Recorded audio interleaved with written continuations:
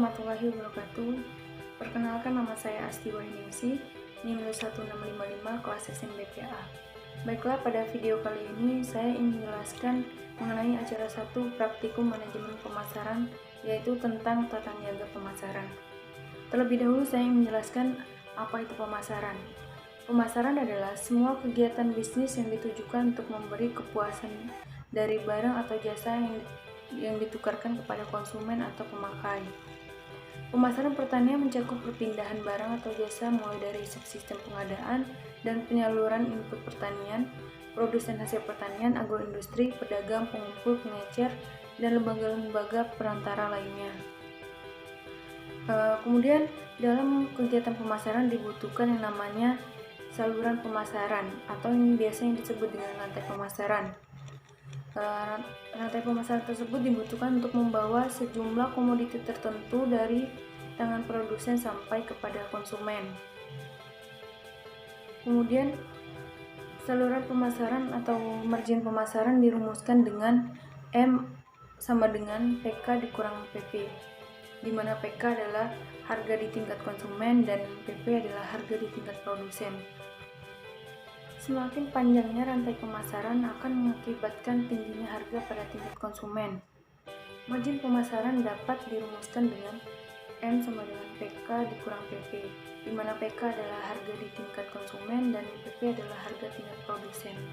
Pada hasil wawancara yang saya lakukan, petani tersebut menggunakan 4 saluran pemasaran. Yang pertama yaitu dari petani langsung konsumen, kemudian yang kedua dari petani ke pedagang besar, kemudian ke konsumen. Yang ketiga dari petani ke pedagang besar, kemudian ke pedagang kecil, dan ke konsumen. Dan yang terakhir yaitu dari petani terlebih dahulu, kemudian ke tengkulak, kemudian ke pedagang besar, dijual kembali ke pedagang kecil, dan yang terakhir ke konsumen. Semakin panjangnya rantai atau saluran konsumen tersebut, akan semakin tinggi juga biaya pemasarannya. Biaya pemasaran adalah meliputi semua biaya yang terjadi sejak barang selesai diproduksi dan disimpan dalam gedung hingga barang tersebut dirubah kembali ke dalam bentuk yang tunai atau yang siap untuk dipakai. Ada macam-macam biaya pemasaran. Yang pertama yaitu biaya transportasi, merupakan biaya yang dikeluarkan untuk melakukan satu kali perjalanan. Kemudian yang kedua itu pengemasan, yaitu besaran nominal yang harus kita bayarkan untuk menukarkan bungkus atau yang disebut dengan biaya pengemasan. Kemudian yang ketiga, biaya penyimpanan adalah biaya yang harus dikeluarkan yang berkaitan dengan penyimpanan persediaan dalam waktu tertentu. Kemudian biaya resiko kerusakan adalah biaya yang dikeluarkan pada saat terjadi kerusakan produk dalam pemasaran pertanian. Dan terakhir, biaya tenaga kerja atau HOK atau hari orang kerja adalah satuan tenaga kerja yang digunakan biasanya dalam menghitung analisis usaha tani yang pada umumnya HOK berjumlah 8 jam per hari.